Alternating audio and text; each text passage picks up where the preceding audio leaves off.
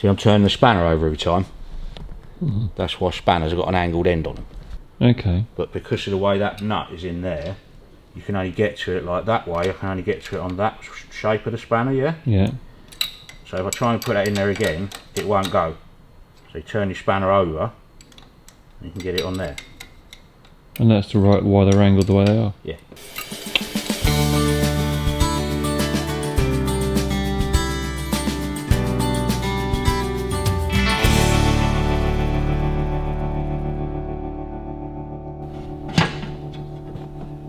Right, took apart the clutch, foot operating system, cleared the paint off of it, re-greased it all, readjusted it all, because that was quite tight and notchy, and that's nice and smooth. But the main problem was in the arm over there. There's a round bearing in here that rotates, so as you push it, it lets the rod rotate, that goes through the gearbox and operates the clutch.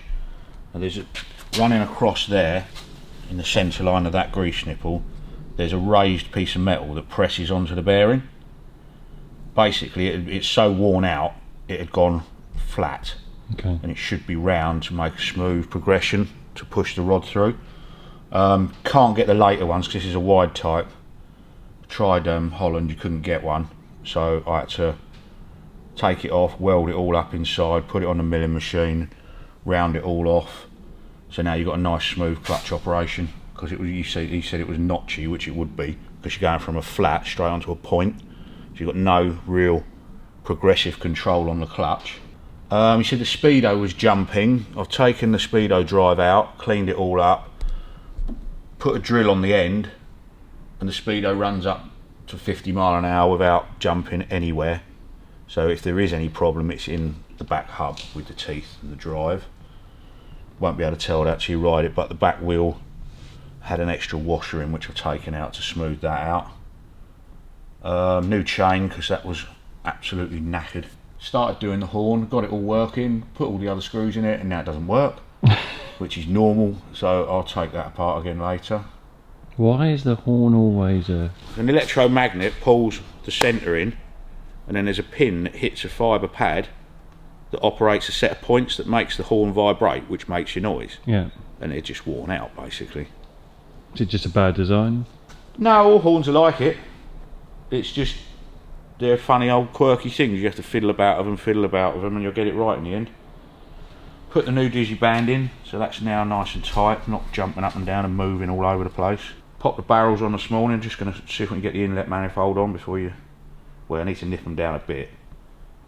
And then you leave them slightly loose, because these can be a right pig to get on sometimes. So we'll nip that down now and see where we go from there.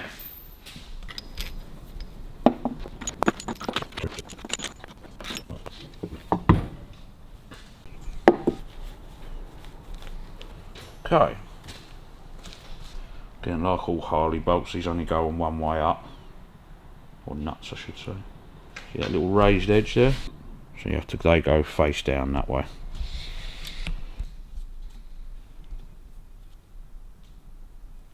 Goes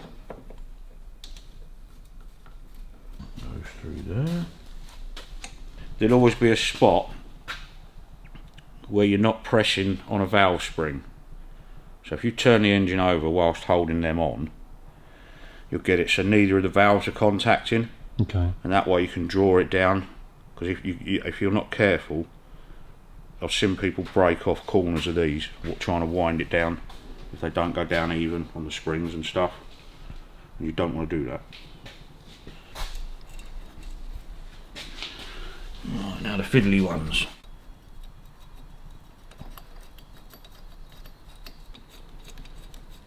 Let's nip those down, because you want to leave them loose to try and get that inlet manifold on, because they can be a right bitch to get on. So we've got a valve open there, so we want to turn the engine over till that will pull down nicely, yeah?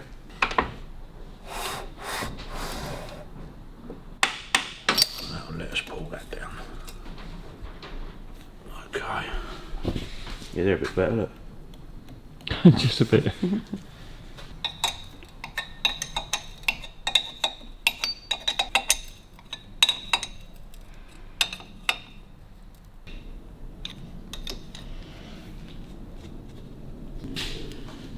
Sometimes they just slot in. Is there any special knack to it, or it's just... Not really, they're just fiddly. But what you do is you loosen all your bolts off, you can sort of semi-rotate the barrels.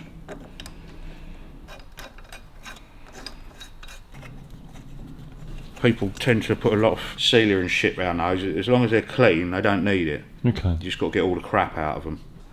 So now you can nip it all down. Yep. Don't need to be frantically tight. Well, they've got to be done up, you know, but not over the top.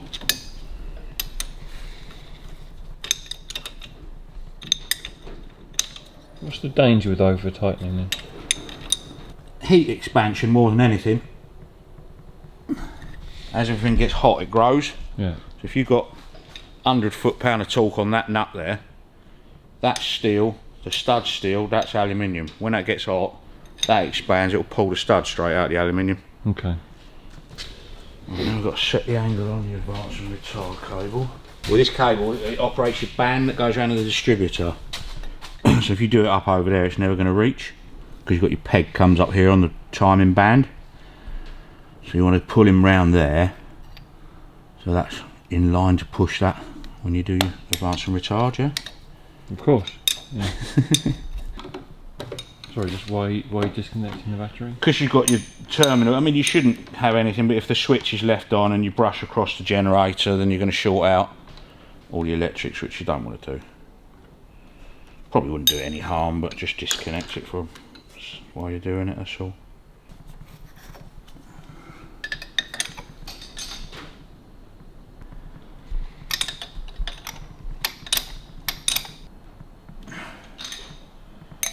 Okay, right, now we'll do our inlet manifold up.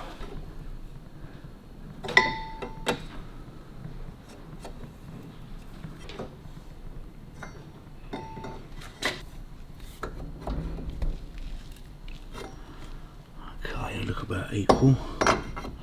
What it is, you've got a brass ring inside there. It's got a flat end that fits on the cylinder head, on the barrel, and a tapered end. So as you do the nut up, it clamps the taper up round it. Okay. So it shouldn't let air in if it's done up nice and tight. Right, so we'll set the tappets now, and that's that done. Then after that we'll do the timings. It's easier to do with the heads off. And then it's whack it all back together, really. So what you do is you wind, when one's fully open, so that valve's all the way up, then you adjust that one. And when that one's all the way up, you adjust that one. So it's opposites basically. So And what are you adjusting them for? What they call valve clearance. Right, so that's all the way up. So in there, yeah, that tappet, you want 4/1000ths of an inch instead of 1/4 of an inch. What's the importance of setting your tappets then? Well, it'll just sound like a bag of nails, for one, and again, it's another heat thing. You have to have tolerance there. Yeah. If you did them all up tight, as it expands, your valve wouldn't seat down in the seat, so you get bypass and it won't run. Okay. Right, so that's a little bit loose. You want it just pulling on the feeler gauge, yeah?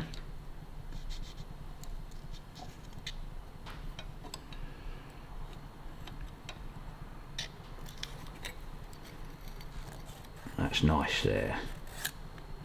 And then you hold your top one, and you do your bottom one down against the bottom runner, because that can't rotate. These will always sort of nip up a little bit anyway, because of the way the wear in the threads and the taper on them and all that. It's a little bit tight. What you can do on these, because that lock nut comes down, the bottom can't turn, just give them a little tweak on the top.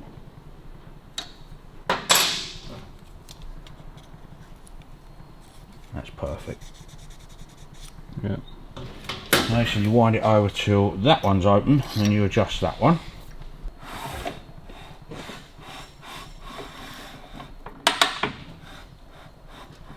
Hang it up. That's about it. Some people adjust one barrel at a time. I like to adjust them inlets and then exhaust, because then you haven't got to faff around changing feeler gauges.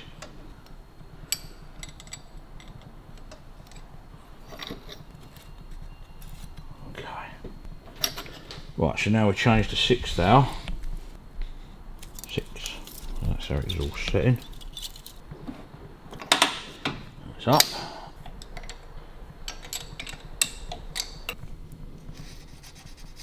Right, by the time we've nipped that up, that'll probably be about right.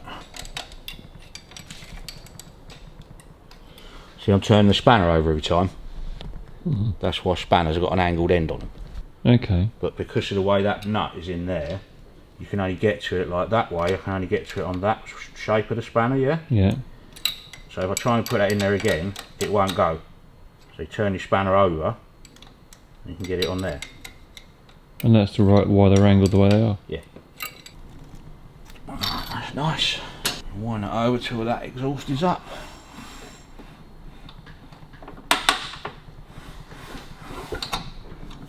Hear that engine quietening down now, the oil's going up and down it. Right.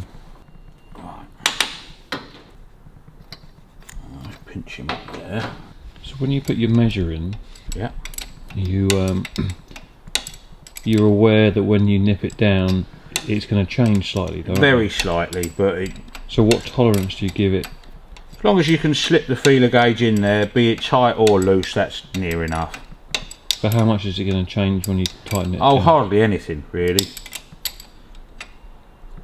Because you just said, well, by the time I tighten that down, that should be fine. Yeah, it's just years of doing them.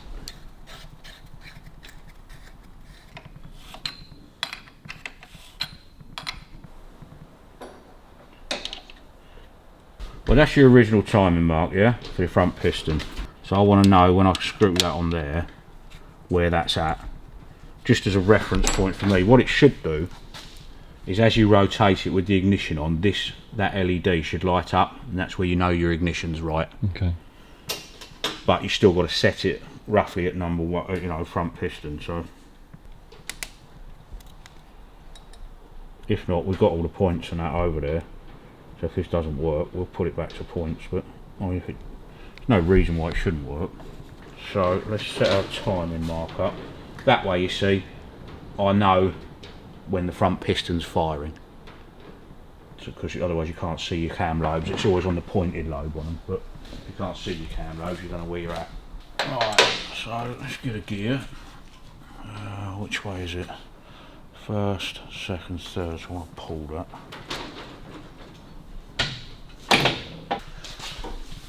And look for our timing marks again. Right, bang in the middle. Right, so we know we're firing on the wrong cylinder there. How do you know?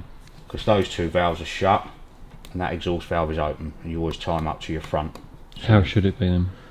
like that. So it's got to go another complete revolution, then probably one of those two valves will be sticking up and those two will be shut.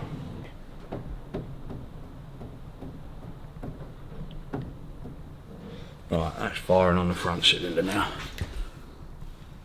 Bring him back there somewhere, put the ignition back on. Right, so now our timing is set. Turn the ignition on, see your light's on, so I want to come back that way until that light goes out. That's your timing. So were some Harleys electronic? No. Well, No. this is Aftermarket fitting. Okay. So we make sure that that is all the way out, which it is. Ignition on. Hold that there so it's locked off.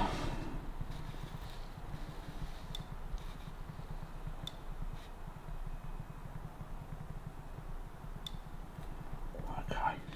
So you hold all that together, do up your band. Let's hope for the best and nothing moves. Yeah. Right, timing's in, tappets are done. Pop the heads on. Yeah, we'll put the heads on next. Just get the worst of the coke out of them.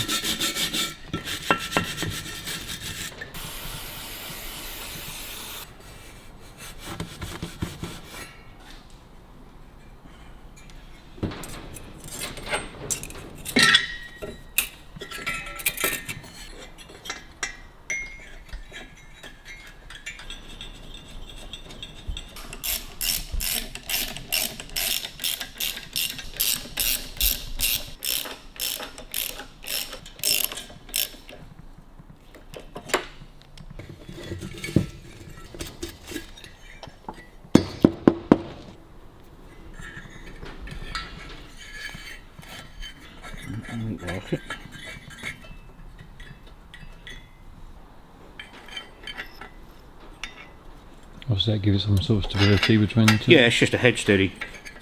Stop the engine rocking about, you know. Where we're at with that. Next week on the workshop. 2 of them, 1 of them.